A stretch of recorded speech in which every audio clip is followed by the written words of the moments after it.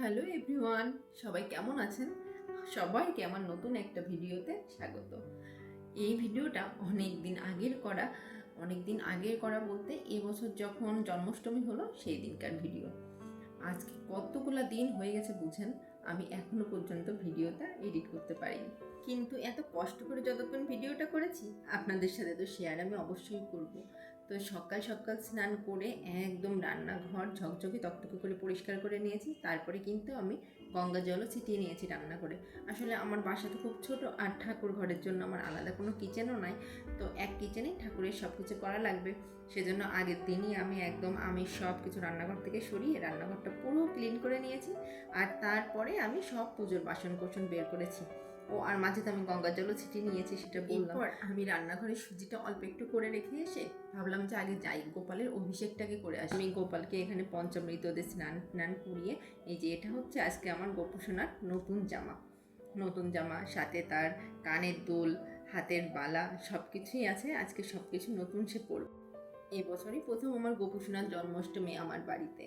এবারই আমি প্রথম জন্মাষ্টমী করলাম, এত ভালো লাগছিল তা আর কি বলবো। আসলে গোপাল পুজো করব এটা আমার বহুত দিনের শখ ছিল, কিন্তু এতদিন করে উঠতে পারেনি, গোপালের কৃপা হয়নি। তাই এবছর আমার ঘরে দুটা গোপাল এসেছে, আমার কোল জুড়ে এসেছে আমার ছোট্ট নার গোপাল, আর আমার ঘরের গোপালও তো এসেছে আমার ঠাকুরের আসনে। আমি আসলে মনে মনে অনেক দিন ধরেই প্রস্তুতি নিয়ে রেখেছি যে এবছর আমি জন্মাষ্টমী করব। এবছরকে ঠাকুর যদি সব কিছু ঠিকঠাক রাখে প্রতি বছরই জন্মাষ্টমী করব। আর এদিকে মাও উপোস আছে সারাদিন ধরেই। মা এজন্য মা বললো যে তুই ঠাকুর ঘরে যা, ঠাকুরের পুজোরও তো অনেক কাজ আছে, ওইগুলো করতে লাগ, আর এদিকে আমি ঠাকুরের যে ভোগের রান্না বাড়া আছে এগুলো আমি করতে লাগি। তো সেই মতো মা ওদিকে পুজোর ভোগের সব আয়োজন করছে, আর আমি এদিকে কিন্তু ঠাকুরের অভিষেক করে নিয়ে ঠাকুরকে ফুল টুল দিয়ে একদম সুন্দর করে ঠাকুরের সিংহাসনে সাজিয়ে দিয়েছি।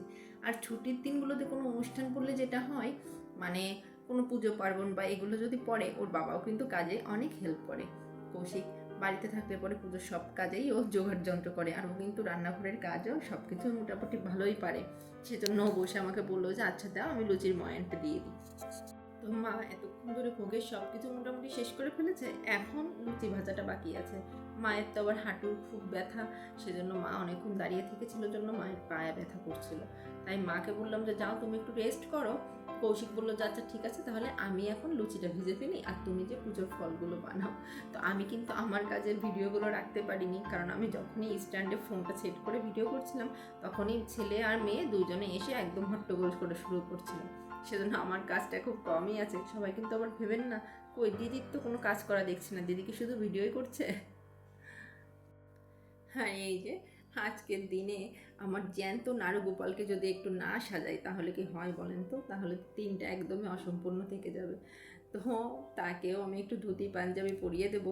পাঞ্জাবি কিছুতেই পরাতে পারলাম না, অনেক কষ্টে ধুতিটা পরালাম, এত দুষ্টু হয়েছে ধুতি। আর এই যে একটু সাজিয়ে দিয়েছি, এটা করতেই আমি একদম ঘেমে নিয়ে অস্থির।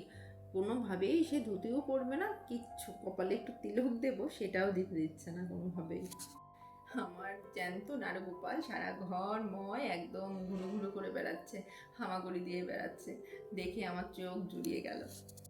আমার মনে শুধু এটাই হচ্ছে, বাবা তুই সুস্থ থাক, ভালো থাক, গোপালের আশীর্বাদ যেন সবসময় তোর সাথে থাকে। এই তো এদিকে সারা ঘর ঘুরু ঘুরু করতে করতে, আর এখানে বসে সব পুজোর যত ফল ছিল সব নিয়ে এখন খেলাধুলা করছে। আর এদিকে আমি কিন্তু ছেলেকেই শুধু সাজাইনি, মেয়েকেও সাজিয়েছি। তার শখ মা ভাই যতক্ষণ নারুগোপাল সেজেছে, আমাকে তুমি রাধা সাজিয়ে দেবে। আমি বললাম আচ্ছা ঠিক আছে চলো তোমাকেও সাজিয়ে দিই। এই যে দুই ভাই বোন এখন সাজুগুজু করে এসে পুজোর কাছে গোপাল সোনাকে নিয়ে বসেছে। তিনজনকেই এত অপূর্ব লাগছে দেখে, যেন চোখ একদম ফেরানো যাচ্ছে না। আমি তো শুধু ওদেরকে তাকিয়ে তাকিয়েই দেখছি।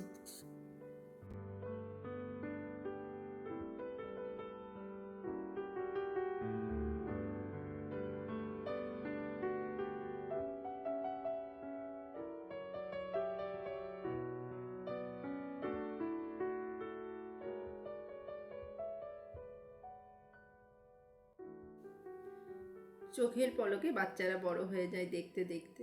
এই বছর এতটুকু মাত্র সবে হাঁটা শিখেছে, আর সামনের বছর দেখা যাবে একদম বড় হয়ে গিয়েছে।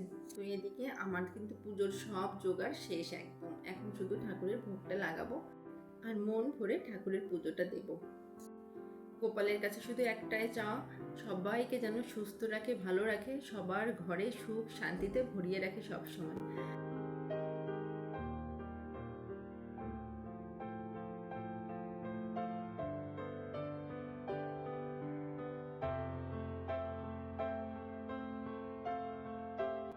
তো এই ছিল আমার জন্মাষ্টমীর ছোট্ট একটা ব্লগ। এই ভিডিওটা কেমন লাগলো আমাকে কিন্তু কমেন্টে অবশ্যই জানাবেন। আর আমার ভিডিও যদি ভালো লাগে আমার চ্যানেলটিকে কিন্তু সাবস্ক্রাইব করতে ভুলবেন না। দেখা হবে আপনাদের সাথে নতুন একটা ভিডিওতে। ততক্ষণ পর্যন্ত সবাই খুব ভালো থাকবেন। টাটা।